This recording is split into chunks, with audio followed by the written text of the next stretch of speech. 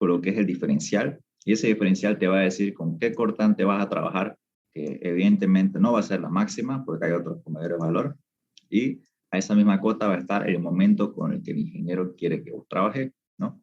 Entonces ya no va a ser con la cortante máxima ni en el momento máximo, va a ser con los puntos que el ingeniero te va a dar en el que va a estar ubicado el diferencial, ¿no? Entonces, ya adelantándonos a eso, ya podemos resolver el ejercicio. Eso era lo elemental. Entonces, el ejercicio es una viga sencilla, como ven aquí, calculan reacciones, el giro externo, tal como ustedes ven aquí en pantalla. Como les digo, ya es algo metódico, ¿no? No nos cambia nada. Aquí está la sección compuesta, que es parte del ejercicio. Ya listo, primer paso, equilibrio externo. Ya tenemos las reacciones A y la reacción B. Ya saben si nos dio positivo o positivo, quiere decir que los sentidos que tomamos son los correctos. El segundo paso, que como ya sabrán, es el equilibrio interno, donde tenemos que determinar cuál es el valor del diagrama de mi cortante, del diagrama de cortante de toda mi viga, y el de momento. Y como ya les fue adelantando hace unos momentos, ustedes ya no van a buscar ni la cortante máxima ni el momento máximo, sino van a buscar el valor de cortante y de momento justo donde se ubica el diferencial de la viga en la que estamos analizando, que este dato nos lo da el ingeniero, que nos dijo que está a 0,4 metros de la parte izquierda de la viga. Entonces, en ese punto voy a tener una cortante en C y un momento en C. No se olviden de los signos de cada valor. Y listo, aquí ya están la memoria de cálculo, pueden verlo ustedes con calma. Y ya saben, dudas, preguntas, pero lo que más, como les digo, lo más importante es que entiendan el concepto, porque ya se podrán imaginar que esto, ya con la práctica ya ustedes tranquilamente pueden hacerlo hasta con ojos cerrados. Lo importante es que comprendan esto, que ya no se trabaja con la máxima, sino con la posición del diferencial. El tercer paso. El tercer paso es como hemos visto en la unidad 7, que es la transformación de la sección real en las secciones equivalentes. Es decir, mi sección está compuesto en este caso de dos materiales, ¿no? Si no me equivoco, el cobre y el aluminio. Perdón, el aluminio y la madera. Yo como recomendación, y el ingeniero igual lo dice en clase, que es recomendable transformar todos los materiales al material de menor valor o al material que sea menos elástico, o perdón, más elástico, por así decirlo. Y ese material más elástico llega a ser el material que tenga el menor valor del módulo elástico, ¿no? ¿Y por qué se dice que más elástico, que tiene menor valor? ¿Por qué? Porque va a tender a deformarse más. Porque si un material tiene un mayor valor de módulo elástico, se deforma menos porque resiste más. Si tiene un mayor valor, perdón, y si tiene un menor valor, se deforma más porque no tiene esa resistencia de característica del material. Entonces, vamos a llevar todos los materiales al material más débil, que llega a ser la madera, para lo cual lo llevamos a su denominador y encima el material al que estamos transformando. Es decir, este N1 va a ser el factor de transformación de aluminio en madera. Abajo la madera, que es el más débil, y arriba el aluminio. ¿Para qué? Para que me termine transformando este factorcito de aluminio a madera. Y lo mismo con la transformación de madera a madera. Efectivamente dividimos los dos módulos y el factor de transformación me da 1. Listo. Ya tenemos los factores de transformación. Cuarto paso. Geometría de las masas. Nosotros no trabajamos con la sección que nos da el ingeniero al principio, porque como recordarán, esta sección está compuesta de dos materiales distintos. Tenemos que transformar este material esta sección a un solo tipo de material para que la geometría de las masas no tenga problemas. Por lo tanto, este aluminio que está acá, que está en plateado, si bien, como hemos visto en la teoría, su altura de 10 centímetros va a ser constante, no va a cambiar. Pero lo que va a cambiar va a ser la base. Entonces, aquí tiene base 1 centímetro y aquí tiene base 1 centímetro. Entonces, 1 centímetro más 1 centímetro, decimos que en total el aluminio tiene 2 centímetros de base. Pero para transformar ese aluminio a su madera equivalente, nosotros lo multiplicamos por su factor de transformación, que es 5. Entonces, había 2 centímetros. Lo multiplicamos por 5 y la nueva base con la que vamos a trabajar es 10 centímetros. ¿no? Aquí está 2 más 1, 3, más 4, 7, más 1, 8, más 2, 10. Entonces, este recuadro amarillo simboliza la sección transformada de aluminio a madera, que es con la que nosotros vamos a trabajar. Y lo que está aquí abajo era lo que estaba en madera, solamente que las dos partes, las dos patas, por así decirlo, lo juntamos para tener una mejor visualización a la hora de realizar la tabla, ¿no? Entonces, listo. ¿Qué más? Colocamos estos ejes, ¿no? De costumbre estamos repasando. Los ejes se colocan en cada cambio de base. Eje 1, eje 2, ¿a qué cambio de base? Eje 3, cambio de base, y eje 4. Todos los puntos donde hay un cambio de base y donde haya un cambio de material, en este caso el eje 2 representa un eje de cambio de material porque separa al sector de aluminio y del sector de madera. Eso es lo nuevo. Y por último tenemos este eje Y sub G, que llega a ser el eje de la línea neutra, también se lo coloca, es un eje. Y por último, este eje C. Este eje C es el eje de mi diferencial, ¿no? El eje de mi diferencial. ¿Por qué y de dónde apareció este eje y cómo conozco su valor de altura? Si recordarán el ejercicio, no solamente aquí el ingeniero me dio un valor en la distancia horizontal de mi diferencial, que era 0,4 metros.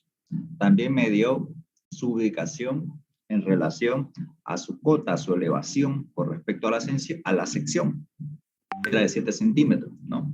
Es decir, está a 0,4 metros a la derecha y contando hacia arriba 7 centímetros. Y si me voy aquí a la sección, ese elemento diferencial, aquí está rayado, estaría desde la base a 7 centímetros de altura, más o menos por aquí. Entonces, ese diferencial sería este pedacito de aluminio y al mismo tiempo este otro sectorcito de aluminio. El sector del diferencial representa estas dos rectas rojas. Ese es el valor que nosotros estamos analizando. ¿Valor de geometría? No. Estamos analizando cuáles van a ser las tensiones, tanto de normal y de corte, que van a ubicarse en estos dos sectores, que llegaría a ser mi diferencial visto desde el frente de la sección, ¿no? Entonces, eso es lo que nosotros analizamos. Entonces, de ahí salió ese 7 centímetros. Entonces, este eje C está a 7 centímetros de altura, ¿no? Entonces, ese es el valor que va a tener este eje. Teniendo todos los ejes, ya nosotros comenzamos a realizar los cálculos que hemos estado aprendiendo, ¿no? Entonces, para no hacerla muy larga, aquí abajo tienen el recuadro en color verde que hemos visto en la anterior clase, que simboliza la geometría de las masas, ¿no? Que lo que hacemos es analizar esta figurita para hallar su centro de gravedad, que es este Y sub CG, con eso el C inferior y el C superior, y por último la inercia de toda la figura, ¿no? La inercia baricéntrica.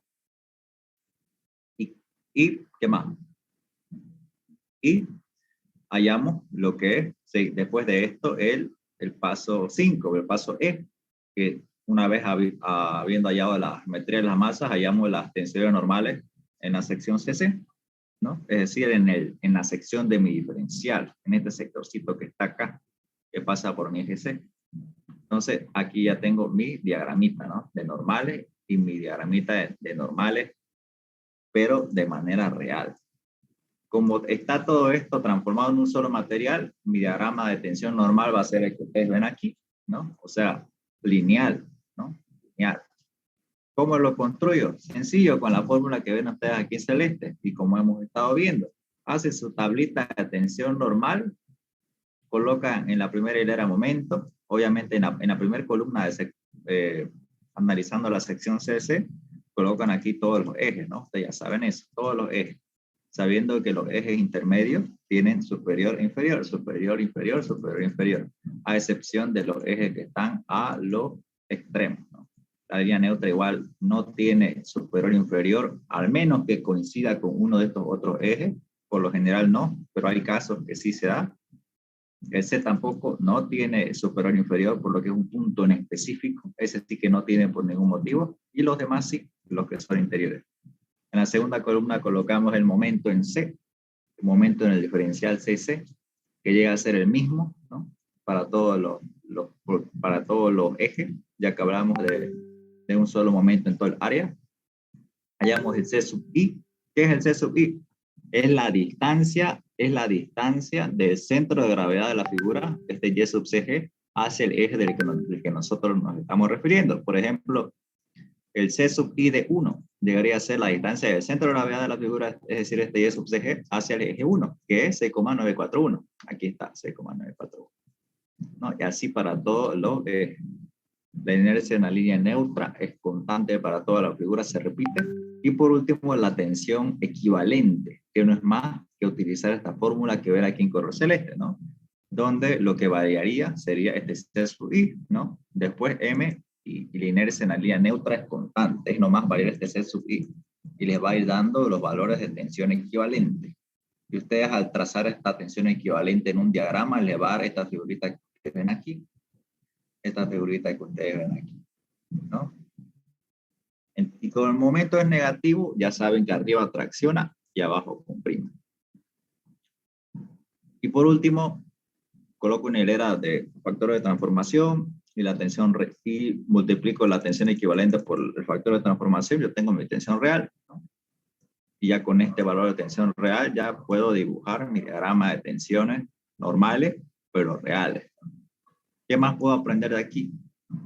Si ustedes se dan cuenta, yo tengo que agarrar y decir, mi diferencial está a 7 centímetros de la base, ¿no? 7 centímetros. Entonces, si yo quiero hallar la tensión normal en esa posición, sencillamente me voy a mi diagrama de tensión equivalente y digo, de la base subo 7 centímetros. Entonces, este va a ser el valor en físico de mi diagrama de tensión, en este caso equivalente. Pero ustedes saben que yo no puedo trabajar con el equivalente porque no es real. Entonces lo multiplico por el factor de transformación todo este diagrama y me da este otro diagrama, ¿no? Entonces aquí sí voy a poder determinar cuál va a ser el valor de mi tensión normal justo en el diferencial C, que me da 299,508 kilogramos por centímetros al cuadrado. Que es lo que está acá, ¿no? Que es lo que está acá.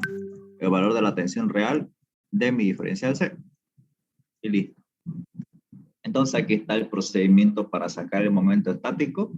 Les sugiero que lo vean por lo que es lo que llegado al examen muchos se toman tiempo. Si pueden ganar agilidad en este paso, perfecto, van a ver que les va a ser de gran utilidad, porque muchos en el grupo preguntaban si había un Excel para hacer el examen, ¿no? Yo les recomiendo que si quieren hacerse Excel, que sería muy buena idea, que lo hagan ustedes, porque uno es más rápido a la hora de resolver un ejercicio cuando el Excel lo hacen ustedes. O sea, es muy sencillo hacer ese programa porque hacer Excel, llevar esta tablita al Excel es solamente meter datos, ¿no? Datos y configurar esto con sumando todo. O sea, no necesitan acordarse nada de informática ni ser ingeniero en sistemas para poder hacer esto. Es algo sencillo. Incluso les puede ayudar a estudiar y a repasar. Es decir, ustedes al hacer su tablita en Excel es una manera en la que ustedes pueden estar estudiando para su examen, ¿no? Aparte de ganar velocidad. Así que yo les recomiendo que si pueden, se lo hagan, ¿no? O sea, les va a ayudar hasta para estudiar. Pero como les decía, esta parte ya es un poco más complicada de llevar al Excel, ¿no? De poder, se puede, pero se van a tomar un poco más de tiempo, ¿no? Así que para hacerlo más sencillo, yo les recomiendo que vayan practicando esto para que no les sea un Excel complicado de entender y de meter datos y de que una u otra manera puedan ganar tiempo, ¿no? O sea, esto practíquenlo muy bien, que es la parte donde más uno se toma tiempo en este segundo parcial. No es difícil, ¿no? Solamente que es moroso. Listo. Entonces, una vez sacados los momentos estáticos, yo puedo realizar mi tablita, que es la que está aquí en celeste, para realizar mi diagrama de tensión equivalente y tensión equivalente, perdón, y tensiones reales de cortante. Que como mi cortante, mi diagrama medio negativo, por lo tanto, mis diagramas de tensiones en cortante igual van a ser negativos. Y de la misma manera que en el diagrama de tensiones normales, la ubicación del punto C está a 7 centímetros contando desde la parte inferior de la viga, ¿no? Entonces, el valor de cortante en el diferencial C sería 156,085 kilogramos por centímetro al cuadrado. Entonces, aquí está. en el diferencial C, el valor de tensión real cortante, que es el con el que voy a trabajar mi círculo de Mohr, es 156,085. Y listo, hasta ahí ya hemos resuelto la mitad del examen, que es lo que vimos la clase pasada, ¿no? Entonces, hasta ahí todo bien. Ahora ya nos vamos a adentrar en la parte nueva, y aquí ya voy a ir un poco más lento, que es dibujar el elemento diferencial, ¿no? Entonces, el elemento diferencial que nos envió el ingeniero, que nos da en el examen, es un pequeño rectangulito en color amarillo que representa un elemento finito, finito, finito, es decir, muy, muy, muy pequeño de la fibra de la viga. Es decir, un pequeño, como dice su nombre, diferencial, algo muy pequeño que no se puede ver, pero que tomándolo, nos va a poder representar a exactitud cuáles van a ser los valores de las tensiones que están a su alrededor, porque en realidad esto es tridimensional, pero por cuestiones de simplificación de cálculo, nosotros lo vamos a tomar como un elemento en 2 dimensiones. Entonces, ¿qué caracteriza a este elemento diferencial? Lo caracteriza que está rodeado de fuerzas a su cara, a todas sus caras. Entonces, analicemos en qué consiste ese bordeo que tiene este elemento diferencial o las cargas que sufre este elemento diferencial. Así como hemos visto en isostática 1 o en isostática 2, tiene que existir equilibrio interno como equilibrio externo, es decir, las fuerzas que van a cargarse en un elemento que está estático, como el elemento diferencial, tiene que equilibrarse y hacerse cero, ¿no? Entonces, cuando nosotros hablamos de una viga, les adelanto que para círculo de Mohr existen 3 casos. Círculo de Mohr para viga, que es el que estamos viendo ahora. El segundo caso es círculo de Mohr para elementos sometidos a torsión, que es el que vamos a ver la próxima semana. Y el tercero, que es el más fácil, que es círculo de Mohr para elementos que contienen barras elásticas, como por ejemplo puede ser un ejercicio de temperatura, puede ser un ejercicio hiperestático, o puede ser su mismo primer parcial que han dado, ¿no? Es decir, puede ser algo así, lo que les puede llegar a tocar. Ahora vamos a ver el más complicado, que es el de viga, ¿no? Pero es el más completo. Entonces, ¿qué se caracteriza con este tipo de ejercicio? Un elemento diferencial en una viga tiene 3 tipos de fuerza. El primero es el de tensiones normales. El diagrama de los esfuerzos de tensiones normales en un elemento diferencial siempre, siempre va a tener su fuerza normal hacia los costados, es decir, siempre en el eje X. Nunca va a existir una fuerza normal en el eje Y, debido a que la viga no tiene una restricción vertical que la impida desplazarse. Es decir, ustedes cuando tienen una viga así más o menos, una viga simplemente apoyada, ¿qué es lo que pasa? Sí, ¿no? Si ustedes le meten fuerzas normales, por más que este sea móvil, perdón, fijo y este sea móvil, si ustedes le meten fuerzas normales, esto se va a cortar, va a haber fibras donde se va a cortar y va a haber fibras donde se va a alargar. Igual cuando lo someten a momentos, ¿no ves? Cuando someten un sector de viga a momentos, recuerdan que mi pequeña viga arriba se comprime y abajo se tracciona, ¿no? Es decir, existen momentos normales en mi viga, pero esos momentos normales, si se dan cuenta, siempre van a estar ubicados en el eje X. Sin embargo, en el eje Y no pasa eso. ¿Por qué? Porque si yo le meto carga a mi viga por encima, así una fuerza normal desde arriba, mi viga no va a soportar esa fuerza normal, o sea, no va a impedir que la posición de mi diferencial es justo en ese sector donde está cargado mi fuerza puntual, se desplace.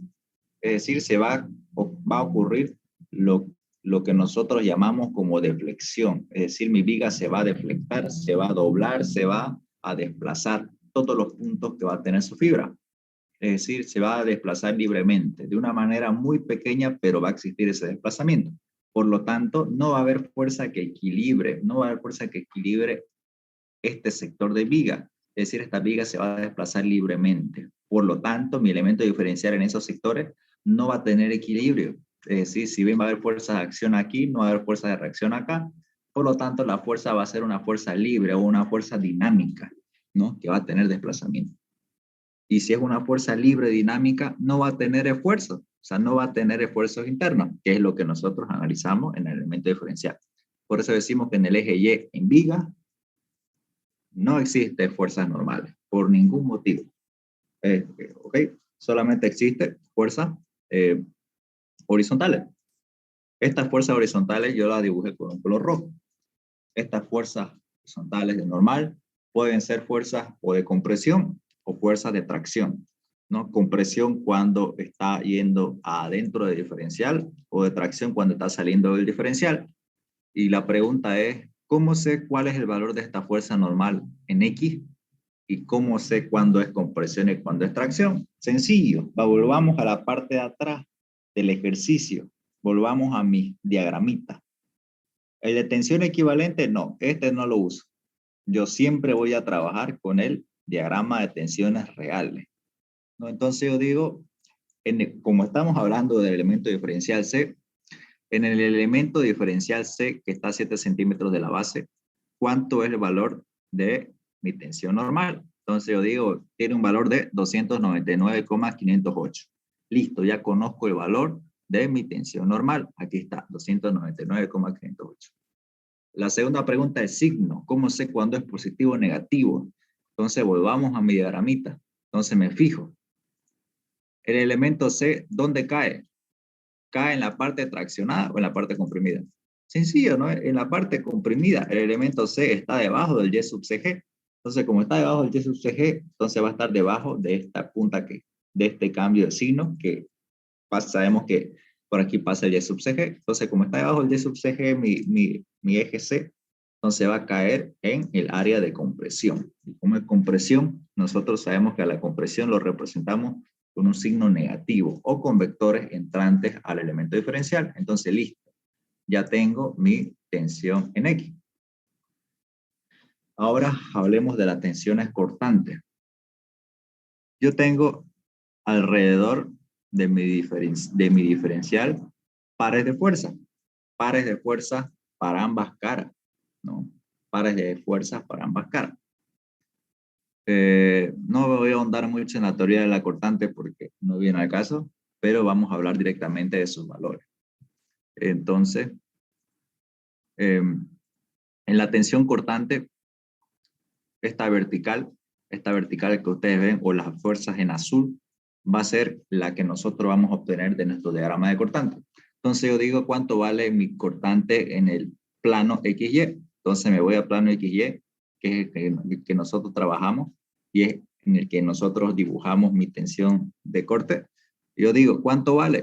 Sencillo, aquí está. Me voy a mi tensión real de cortante, digo, vale 156,085, aquí está. 156,085. ¿Y cómo es ese signo? Sencillo. Me fijo el signo de mi diagrama de tensiones cortantes, que es negativo. Y listo, ya está. ¿Cómo representa un par negativo? Un par es negativo cuando estos giran en sentido antihorario, es decir, en sentido contrario a las manecillas del reloj. Entonces dibujo este par en azul en las caras laterales de mi elemento diferencial amarillo, es decir, uno hacia abajo y el otro hacia arriba para que conjuntos giren en sentido antihorario. Y por consiguiente, por último, dibujamos mi par de fuerzas en color verde, que es la tensión en el plano YX, que llega a tener el mismo valor que este otro en azul, con la única diferencia que va a ser de signo cambiado. Es decir, si este es menos, aquí va a ser más. Y tiene que tener también los sentidos contrarios, ¿no? O sea, es decir, si el azul era antihorario, este verde tiene que ser horario. Entonces, horario, ¿para qué? Para que los dos pares se anulen y el sistema esté en equilibrio. Y listo, ya tengo mi elemento diferencial. Que si nosotros nos vamos a la orden del ejercicio, ya dibujamos, ya cumplimos con el inciso A, que era diagramar las tensiones normales y cortantes. Ya hicimos el inciso B, que era determinar el estado tensional y dibujar el elemento diferencial mostrando el estado de tensión en su cara, que ya lo hicimos, ¿no? Ya lo hicimos. este inciso B, que es lo que nosotros acabamos de hacer en este momento. Ya determinamos los valores que tienen en sus caras mi elemento diferencial, es decir, sus valores de normal y de cortante en todas sus caras. Ahora recién nos vamos a meter a este inciso C, que ya nos habla netamente de lo que es el método gráfico numérico del círculo de Moore. Nos va a pedir que hallemos el estado tensional principal de normales y de cortantes, y en un plano arbitrario que el ingeniero nos da. Entonces, hasta este momento ya hicimos o ya hemos resuelto dos incisos, ¿no? O sea, 2/3 partes de la segunda pregunta que nos da el ingeniero, ¿no? Entonces, hasta aquí, si ustedes hacen el examen hasta aquí, ya hicieron mucho, ¿ya? O sea, la clave es llegar hasta el diferencial y se puede decir que ya salvaron una buena cantidad de nombres. Ahora veamos el círculo de Moore. Como les decía al principio, es un poco complejo esto del círculo de Moore, porque o nos puede salir muy grande o nos puede salir muy corto. Entonces yo hice lo siguiente, que es decir, que nosotros vamos a trazar primero en nuestra hoja de papel un círculo cualquiera, una circunferencia hecha con un compás, pero que tenga 15 centímetros de diámetro o 7,5 centímetros de radio, ¿no? Y aquí está. Y a partir de esa medida nosotros vamos a buscar una escala. Entonces dice, buscaremos una escala de tal manera que nuestro círculo de Moore tenga 15 centímetros de diámetro y pueda dibujarse en una hoja tamaño carta. Es decir, que no sea ni muy grande, chico.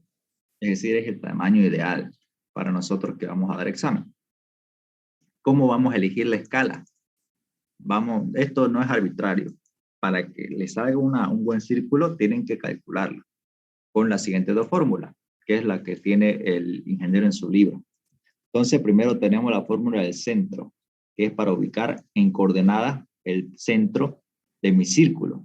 Entonces yo digo, voy a sumar la tensión en X y la tensión en Y, dividirlo entre 2, es decir, su promedio, y voy a obtener el centro en su coordenada en X. Y su coordenada en Y siempre va a ser 0. La tensión en X va a ser menos 299,508 y la tensión en Y, como hemos visto en vigas, es 0. Entonces, hago el cálculo y obtengo la siguiente coordenada. Lo mismo para el radio. Agarro el radio, reemplazo los datos en esta formulita que está acá, tensión en X menos tensión en Y, y reemplazo la tensión cortante al cuadrado de XY. Hago operaciones y mira que el radio es 216,307 kilogramos por centímetros al cuadrado. Es decir, el radio me dio en un valor de tensiones y el centro igual me dio en un valor de tensiones. ¿Por qué? Porque estamos metiendo solamente datos de tensiones normales, ¿no? Es decir, datos de tensiones de fuerza con respecto a un área. Ahora nosotros no vamos a poder dibujar tensiones normales con una regla, porque la regla no está medida en unidades de presión. Las reglas, es decir, nosotros realizamos medidas en unidades de longitud, milímetros, centímetros o metros. Por lo cual, nosotros tenemos que transformar estas tensiones en su equivalente a centímetros. Entonces yo digo, si mi círculo de Moore tiene 7, centímetros de radio, 7, centímetros de radio, ya, tiene 7,5 centímetros de radio. Eso va a ser su equivalente, es decir, por cada, si 7,5 centímetros de radio tiene el círculo de Moore, su valor en tensión normal va a ser 216,307. Es decir, para ese círculo, su radio representa este valor en tensión y su cota en el dibujo va a ser 7,5 centímetros. Entonces, un centímetro de radio, ¿cuánto va a representar en presión? Es decir, en tensiones normales. Si se dan cuenta, es una simple regla de 3 simple. Y hallamos esta X, que el valor de esta X nos va a dar la escala de tensión, es decir, la escala con la que yo voy a dibujar mi círculo de Moore. ¿Ya? Entonces, este es el valor que nosotros con el que vamos a trabajar en mi círculo, ¿no? Hacen este paso y ya lo hicieron de oro, como dicen, ¿no? Es lo más complicado. Ahora veamos el círculo. Entonces, a partir de aquí, nosotros trabajamos con puras medidas de centímetros y de ángulo, ¿ok? Entonces, aquí está mi escala. Esta es la escala con la que voy a trabajar. ¿Y qué es lo que hago ahora? Todas las tensiones que vemos aquí, aquí atrás, aquí, yo tengo que transformarlas en centímetros para trazar mi círculo, ¿ok? Y para llevar estas tensiones a centímetros, lo que tengo que hacer es dividirla entre mi escala. Es decir, por ejemplo,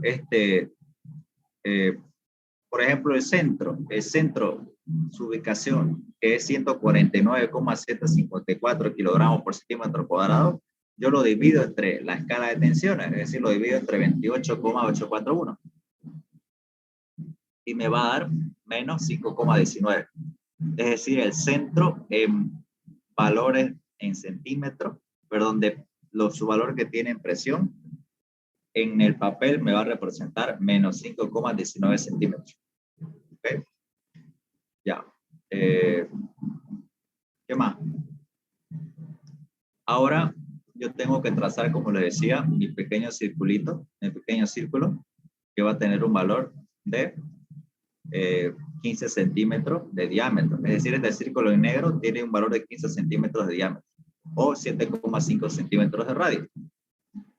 Ahora, el gran problema que nosotros tenemos si no hubiéramos hecho esta técnica es hallar el valor o la ubicación de estos ejes, que es mi valor de tensión, mi eje de tensión cortante y mi eje de tensión normal. El eje de tensión normal no hay problema, siempre va a estar ubicada en esta posición, es decir, cortando al centro. Pero no sé dónde voy a colocar mi eje de tensión cortante. Puedo colocarlo ahí o puedo colocarlo más aquí. Es decir, va a ser complicado adivinar dónde va a caer exactamente. Y si me equivoco en eso, ya en mi círculo de Moore va a tener fallas, ¿no? Va a tener fallas. Se va a cortar la reunión, entran al mismo enlace y continuamos, ¿ya? Así que al mismo enlace.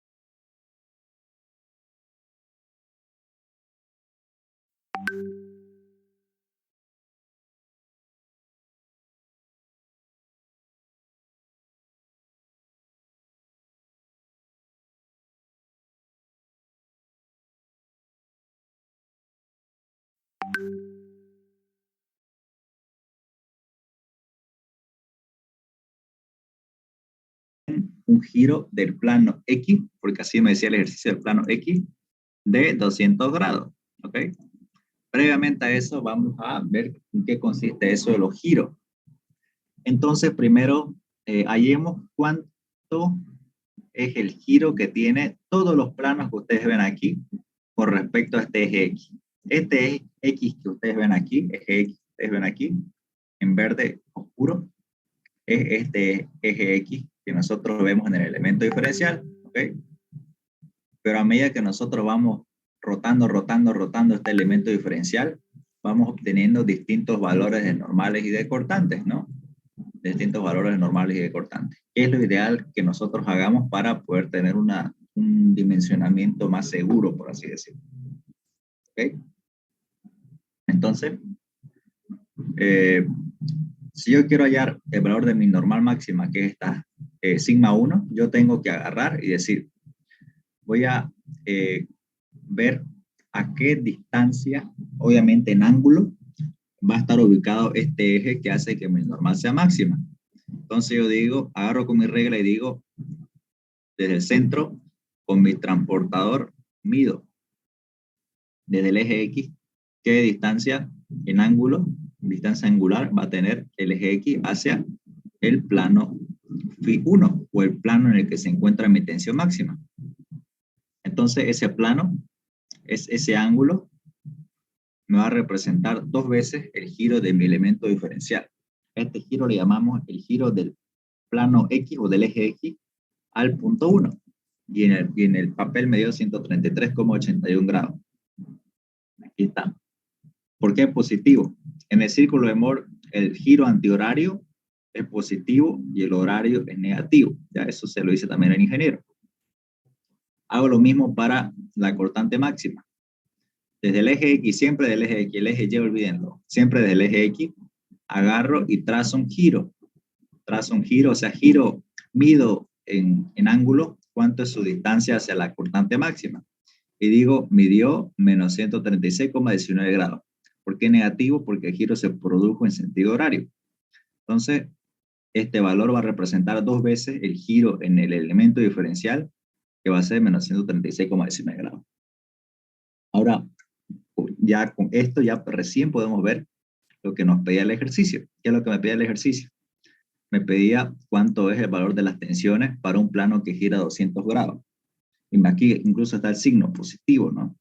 Me dice, a 200 grados vas a colocar un plano N partiendo del plano X. Entonces hagamos eso. Si se habrán dado cuenta, los giros en el elemento diferencial, en el círculo de Moore se lo representa como el doble, ¿no? Como dos veces. Entonces el ejercicio me dio un dato de 200 grados, del plano X al plano N. En el círculo de Moore tengo que trabajar con el doble, es decir, 400 positivos. Entonces, desde el eje X, tengo que medir 400, girar a una distancia de 400 grados. No sé, yo me paro aquí, giro, y ustedes saben cómo el círculo tiene 360 grados, tengo que dar primeramente una vuelta. 360 y ahora 40 grados más para completar los 400 y listo. Tengo la posición con una recta partiendo del círculo para trazar mi plano N. Y paralelamente en la otra cara se va a encontrar mi plano T, que es perpendicular al plano N en su elemento diferencial. ¿Ya? Entonces, plano N. Entonces, es así como tuve un giro o la posición del plano N con un giro de 400 grados en el círculo de Moore o 200 grados en mi elemento diferencial. Entonces, tengo que fijarme primero en qué punto del perímetro del círculo va a estar cortando este plano N. Entonces, ¿qué me pedía el enunciado? Que hay cuáles son los valores normales y cortantes para este plano N. Entonces, yo digo, este punto voy a medir sus coordenadas. Mido sus coordenadas. ¿Sobre quién? Sobre el eje de cortante y el eje normal. Entonces yo digo, a la izquierda tiene cierto valor, de aquí hasta acá, que es este valor en morado, ¿no? Este valor. ¿Cuánto vale en centímetros? Aquí está. Menos 5,69 centímetros. Ese va a ser la cortante del plano N. Y hacia abajo va a estar la cortante NT. Primero siempre va la letra del plano con el que estoy trabajando. Y en segunda posición el plano que está en su opuesto. Entonces la cortante NT va a ser hacia abajo negativo, un valor de menos 7,48 centímetros. Y lo mismo con el plano T, donde cortó en este punto que está acá, en este puntito. Entonces en ese punto yo tengo que medir sus coordenadas. Entonces su tensión normal va a ser un valor desde su eje hacia la izquierda de menos 4,69 centímetros. Y hacia arriba, positivo, su cortante TN. ¿Por qué T primero? Por lo que es el plano con el que estamos trabajando. Va a tener un valor de 7,48 centímetros. ¿No? 7,48 centímetros. Listo. Es así como se traza el círculo de Moore. Está bien detallado. No hay donde perderse. Y con esto, si ustedes lo hacen tal como está acá, van a ver que no van a tener ningún problema. Pero aquí no acaba el ejercicio. Se dan cuenta que nosotros tenemos todos los resultados que nos pidió el ingeniero, pero lo tenemos en centímetros. Cosa que nosotros, si bien son resultados buenos, nosotros tenemos que transformarlo de vuelta a presiones, ¿no? Entonces, para ello, nosotros vamos a analizar, vamos a colocar los resultados, ¿no? Que es lo que nos pedían los tres incisos C1, C2 y C3, que eran los resultados que sacamos, llevarlos otra vez a presiones y representarlos en un pequeño dibujito o diagrama. ¿Que cómo es eso? Y tensión 1 y tensión 2 en centímetros, ¿cuánto me dio? 2,31 y menos 12,69. Aquí está. Eso lo multiplico por la escala, que recordarán que es 28,841 kilogramos por centímetro al cuadrado. Y otra vez están en sus valores reales, es decir, las tensiones reales que tienen esos puntos. Aquí está. Y hago lo mismo con los giros. Este giro en el círculo de Moore de mi plano X al valor máximo 1 era 133,81 grados. Despejo del 2 a dividir y obtengo el giro en el elemento diferencial, que es 66,91. Positivo antihorario, aquí está. Entonces, para hallar los valores de tensiones máximas, normales máximas, mi elemento diferencial tiene que realizar un giro de 66,91 grados con respecto al eje X, ¿no? Con respecto al eje X para llegar al eje 1 máximo. Entonces, en el eje 1, que va a ser mi nuevo eje X, va a estar mi tensión 1, que va a tener un valor de 66,623 kilogramos por centímetro al cuadrado. Y en su otra cara va a estar, o mejor dicho, el nuevo eje Y, que ya debe ser el eje 2, va a tener el siguiente valor correspondiente. Hago lo mismo para la tensión máxima de corte, ¿no? Aquí está la máxima, 7,5 y 7,5, positivo y negativo. Multiplico por la escala y ya están los valores reales, ¿no? Los valores de reales. Entonces aquí están los valores reales. Tensión máxima, que llegaría a ser esta de acá, la roja, y su valor. Es lo mismo que está aquí arriba. Y la tensión mínima igual, contraria. Si es negativo, es antihorario, y si es positivo, es horario. ¿Cuál es la única variación? Es esta nueva tensión, que llegaría a ser algo así como una tensión residual, que es la tensión en H, o sigma H, que aquí es un valor de menos 5,19. Que un chico me preguntó que por qué no lo dibujé aquí el semestre pasado, ese valor. Entonces, por si les da curiosidad, yo se lo dibujo acá, cuál es ese valor de 5,19, si no me equivoco. Ese es un valor que rara vez se usa, pero a veces el ingeniero lo pide, que es el de fase, que tiene mi eje vertical cortante con el eje máximo o sea, el eje HH, ¿no? HH'. Entonces, ese es el valor de tensión normal en H. ¿Ya? Eso por si se les pidiera llegar a pedir el ingeniero, que a veces no lo suele pedir por lo que es un valor muy pequeño. Entonces, ese es el valor en centímetros. Entonces, ustedes miden de aquí la diferencia de fases entre los dos ejes principales, H y la tensión cortante, que es el eje con el que trabajamos, y obtienen la tensión normal en H. Evidentemente es un valor negativo. Ya me dio acá como menos 5,19. Multiplico por la escala y obtengo su valor. Y ese valor residual va a estar en todas las caras, con su mismo signo, ¿no? Como es negativo, compresión, compresión, compresión, compresión. Lo mismo con el giro y ya está. Como es negativo, gira en sentido horario. Y hago lo mismo para el estado tensional y su plano complementario, que es el T, con un giro de 200 grados. Lo giro en 200 grados el eje X, antihorario positivo, y de la misma manera agarro la tensión en N, en T, en NT y TN, multiplico por la escala y obtengo su valor. Y lo represento tal como lo hemos hecho en la diapositiva anterior. Listo, ¿no? Entonces, de esa manera en la que yo obtengo todos los datos, todos los resultados del examen, y lo único que nosotros tendríamos que cuidar es el tiempo, ¿no? Que como ya se habrán dado cuenta, el ingeniero no da mucho tiempo, ¿ya? Así que si se pueden hacer un Excel o una manera de hacerlo más rápido, bienvenido, no pasa nada. Así que, ¿tienen alguna duda o pregunta?